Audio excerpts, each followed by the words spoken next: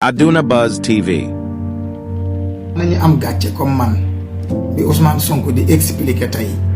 problème bi muy dund ci kanam tuba bi monde entier di ñu sétane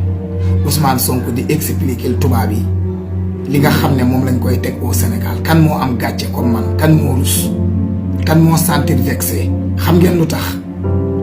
tuba bi ñoo ñëwon suñu dëkk di ñu note di ñu def jam mu metti ci ñun lool à l'époque ñu dem ba éveillé wu manam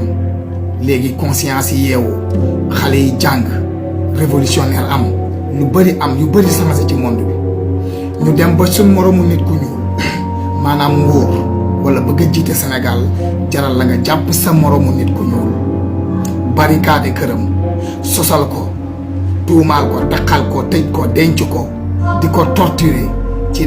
alalu aduna ci nguur ci bëgg jité